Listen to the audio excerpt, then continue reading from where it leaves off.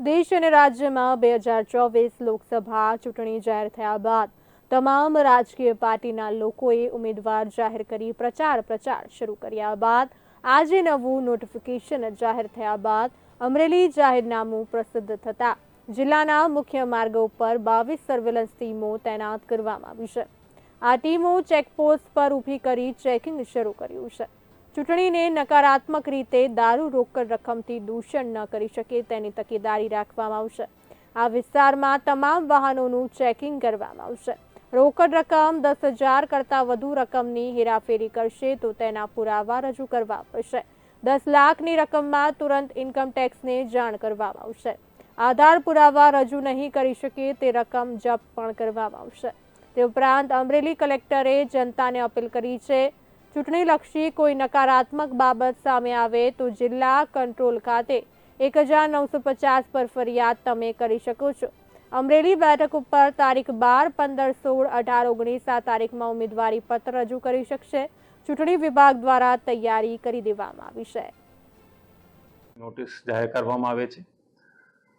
12 તારીખ, 15 તારીખ, 16 તારીખ, 18 તારીખ અને 19 તારીખે કોઈ પણ ઉમેદવાર ઉમેદવારી ફોર્મ અત્રેની કચેરીએ રજૂ કરી શકશે। સવારના 11 કલાકના બપોરના 3 વાગ્યા સુધી આ ઉમેદવારી ફોર્મ રજૂ કરી શકશે।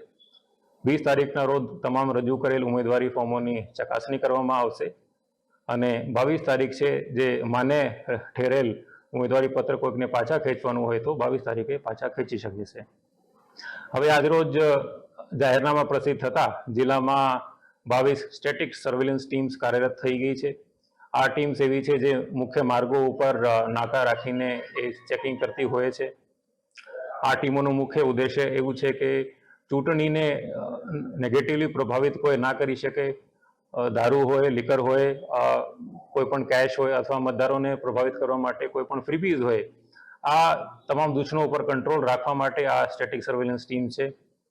આ ટીમમાં પોલીસના અધિકારીઓ રહેશે, અમારા એક્ઝિક્યુટિવ મેજિસ્ટ્રેટ રહેશે અને તમામ જે વાહનો આ એરિયામાંથી પસાર થાય છે તમામ વાહનોની ચેકિંગ કરવામાં આવશે। તમામ અમરેલી જિલ્લાના લોકોને હું અપીલ કરું છું કે રોકડમાં આપની પાસે 10,000થી વધુ અગર રકમ હોય તો એના તમામ આધાર પુરાવા પણ આપની સાથે રાખશો।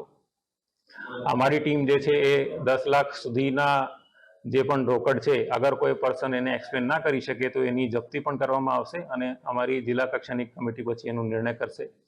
10 લાખથી વધુ કોઈ માણસ પાસે રોકડ છે અને એની પાસે પણ કોઈ આધાર પુરાવા નથી તો એની જાણ તાત્કાલિક જ ઇન્કમ ટેક્સ વિભાગને કરવામાં આવશે અને આગળની કાર્યવાહી ઇન્કમ ટેક્સ વિભાગ કરશે।